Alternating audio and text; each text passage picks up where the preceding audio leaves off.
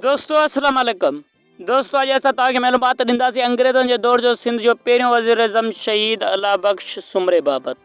अचो त पोइ असांजी अॼु जी वीडियो खे शुरू था कयूं, आख़िर ताईं ज़रूरु ॾिसिजो, उमेद त तव्हांखे ज़रूरु पसंदि ईंदी। शहीद अल्लाह बख़्श सुमरो 1900 धारे उत्तर सिंध जे मशहूरु शहर शिकारपुर में पैदा थियो।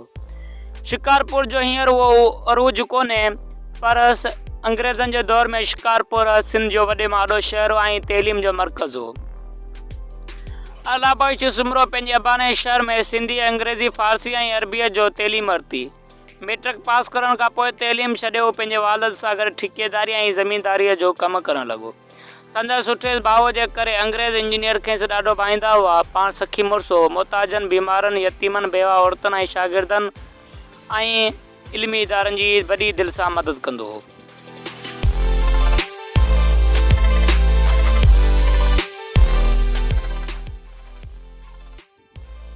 उन्हनि ॻाल्हियुनि जे करे शिकारपुर ऐं उन जे आसपास में संदसि नालो जल्द ई मशहूरु थी वियो।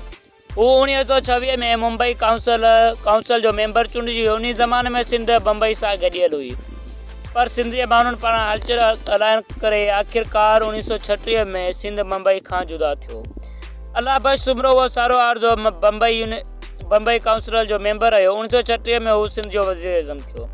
वज़ीर आज़म थियण खां पोइ उन सिंध जे सुधारण लाइ केतिरा ई कमु कया, जहिड़ो सखर जे वाहन जो निज़ाम सुधारणु, पाण घटि पघार खणणु, आम माण्हुनि ते ॾंढ न विझणु, लोकल बोर्ड में फाथल मेंबरनि खे ख़तमु करणु, सिंध जे मास्तरनि जा पघार वधाइणु, मौलाना अब्दुल्ला सिंधी खे वापसि सिंध में आणणु ऐं सिंध फर्टिनर रेग्यूलेशन खे ख़तमु करणु वग़ैरह।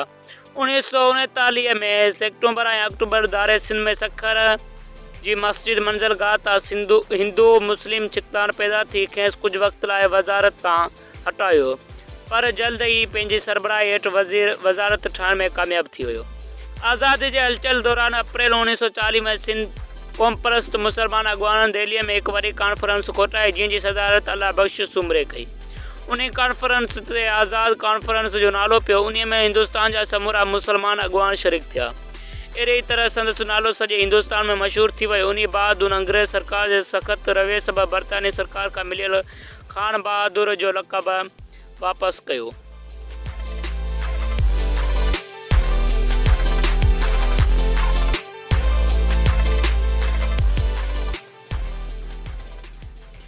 उन करे अंग्रेज़ सरकार मथां नाराज़ थी पिया ऐं खेसि वज़ारत तां हटाए छॾियऊं। अल्लाह बख़्श सुमरे ते उन ॻाल्हि जो को बि असरु न पियो।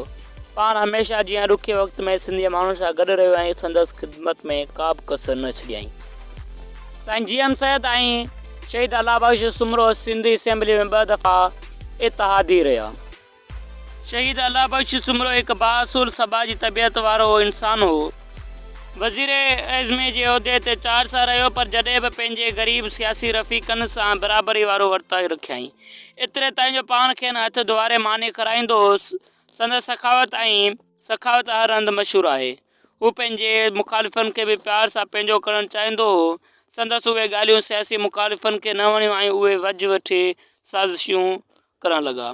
14 मई 1943 ते सुबुह जो सवेर हू शिकारपुर शहर में टांगे ते सवार थी पंहिंजे घर अची रहियो हो त संदसि किन मुखालिफ़नि मथां पिस्तौल जा सिधा फायर करे खेसि शहीद करे छॾियो। उहा ॻाल्हि जंग जी बाजियां सॼी सिंध में पखेरजी वई। माण्हू उछकानियूं ॾेई रोइण लॻा। खेसि आलियन अखियुनि सां पंहिंजे अबाने क़ब्रस्तान शिकारपुर जे ॻोठ पंजपीर में दफ़नायो वियो।